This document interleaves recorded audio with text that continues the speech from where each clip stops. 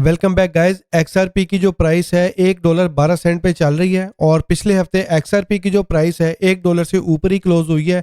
और पिछले वीक में एक्सआरपी ने अपना हाई लगाया है 1.2627 और अभी एक्सआरपी की जो प्राइस है वो एक बड़ी न्यूज़ का वेट कर रहे हैं लोग।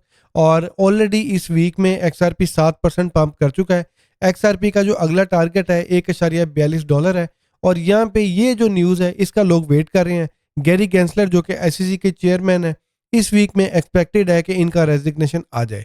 अगर इनका इस वीक में रिजाइन आ जाता है तो मेरा ख्याल है कि एक्सआरपी का यहाँ से एक जो है ना बड़ा मैसिव पंप होगा और $1.5 को तो एक्सआरपी ब्रेक कर देगा। और अगर गैरी गेंसलर का रिजाइन होता है ना तो शॉर्टर पीरियड ऑफ टाइम में एक्सआरपी की प्राइस पंप तो करेगी, लेकिन यहाँ पे एक्सआरपी की जो डोमिनेंस है एसईसी के केस के ऊपर वो भी बढ़ जाएगी।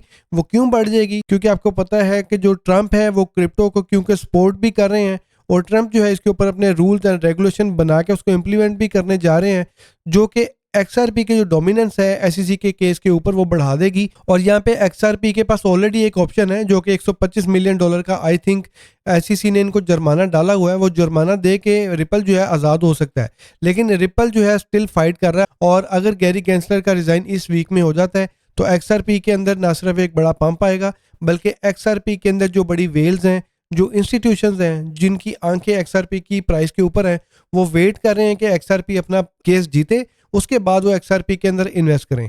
और यहाँ पे अभी ये जो ट्रायंगल है यहाँ पे ब्रेकआउट हो रहा है एक्सआरपी, और यहाँ से एक्सआरपी का जो एक बड़ा नंबर है इस बुल रन में लोग $7 का भी देख रहे हैं, कोई $10 का भी हाई देख रहा है। और यहाँ पे जो एक्सआरपी के जो सीईओ है जिनका नाम है ब्रैड गार्लिंगहाउस, इनका फॉक्स न्यूज़ के ऊपर भी इंटरव्यू चल रहा था और इन्होंने कहा है कि भाई एसईसी की जो अभी डोमिनेंस है वो कम होने वाली है, क्योंकि जो ब्रैड गार्लिंगहाउस है इन्होंने ट्रंप को सपोर्ट किया था और आपको पता है ये गिव एंड टेक होता है। तो ट्रंप भी क्योंकि रूल एंड रेगुलेशन क्रिप्टो के ऊपर लेके आ रहे हैं, तो आई थिंक एक्सआरपी की जो डोमिनेंस है, एक्सआरपी की जो विनिंग के चांसेस है वो काफी ज्यादा बढ़ जाएंगे। और अभी आपको पता है कि रिसेंटली एक्सआरपी की जो लिस्टिंग है वो रॉबिनहुड के ऊपर भी हो गई है और रॉबिनहुड एक बहुत बड़ी एक्सचेंज है। और जैसे ही रिपल जो है केस विन करता है तो ईटीएफ की जो कंपनीज हैं वो जनाब इसके अंदर एंट्री डाल देंगी और जिसमें ब्लैक रॉक का जो नाम है वो लिया जा रहा है। ब्लैक रॉक जो है वो ऑलरेडी बिटकॉइन के जो ईटीएफ हैं स्पॉट के, उसमें उनकी बड़ी ज़्यादा डोमिनेंस है, उन्होंने बहुत ज़्यादा इसमें इन्वेस्टमेंट भी की है। और ये जितने भी ईटीएफ की जो कंपनीज हैं इस टाइम भाईजान वो सारे बहुत अच्छे प्रॉफिट में हैं। उन्होंने इस टाइम बहुत बड़ा जो प्रॉफिट है वो बना लिया हुआ है, मिलियंस ऑफ डॉलर डाल के बिलियंस ऑफ डॉलर उन्होंने बना लिए हैं इसमें। और यहाँ पे अगर एक्सआरपी केस विन कर जाता है तो जो ईटीएफ की कंपनीज हैं उनको क्या करना है, उनको भाई अपना पैसा डबल करना है। तो एक्सआरपी में उनको एक ऑप्शन नजर आ जाएगी। और अभी क्योंकि जितने भी बड़े इन्वेस्टर हैं जो वेल्स हैं उनकी नजरें तो ऑलरेडी एक्सआरपी के ऊपर ही हैं। रिटेल इन्वेस्टर जो है वो भी फोमो का शिकार होता है और जो बड़ी वेल्स होती हैं वो भी फोमो का शिकार होती हैं और इस वजह से वेल्स जो है ना वो पहले ही बाइंग करनी शुरू कर देती हैं। और जिस तरह आपने बिटकॉइन के केस में भी देखा कि बिटकॉइन के ईटीएफ से पहले ही बड़ी वेल्स ने बिटकॉइन को बाई करना शुरू कर दिया था। बिटकॉइन के ईटीएफ की न्यूज़ की वजह से जो बिटकॉइन है 50,000 के करीब चला गया था, तो इस वजह से जो वेल्स है उन्होंने पहली बाइंग कर ली थी। और एक्सआरपी के केस में भी ऐसे ही होने जा रहा है। और यहाँ पे जो एक्सआरपी के अंदर पंप आया है ना, ये जो एक्सआरपी की प्राइस पंप हुई है ये कोई रिटेल इन्वेस्टर की वजह से इतनी ज़्यादा पंप नहीं हुई। यहाँ पे जो वेल्स है ना उन्होंने भी अच्छी खासी यहाँ पे बाइंग की है।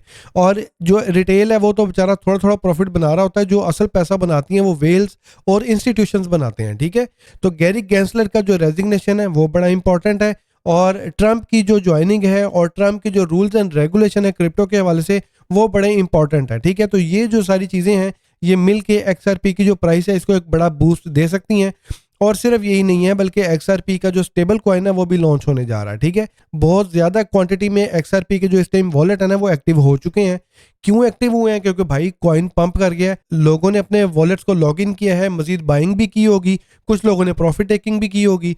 तो इस टाइम जो एक्सआरपी के अंदर एक ट्रांजेक्शन का एक भूलचाल जो है ना वो मचा हुआ है और एक्सआरपी के अंदर इस टाइम नंबर ऑफ जो ट्रांजेक्शन है ना वो भी काफ़ी ज़्यादा हो रही है। एक्सआरपी का जो इकोसिस्टम और नेटवर्क जो है इस टाइम बूस्ट कर रहा है और इसको मजीद बूस्ट जो है वो गैरी गेंसलर का रेजिग्नेशन जो है वो देगा। और अगर सारी चीज़ें फेवरेबल रहती हैं तो मेरा ख्याल है कि इस साल के एंड पे एक्सआरपी का जो दूसरा प्राइस टारगेट है ना जो कि $1.97 है, या इन शॉर्ट $2 आप कह लें, तो $2 का भी जो प्राइस टारगेट है ना एक्सआरपी का हिट हो सकता है। अगर आपने मेरी किसी भी वीडियो को देख के एक्सआरपी को परचेज किया होगा तो वो मैंने 50-60 सेंट के पास सारी वीडियोस बनाई थी।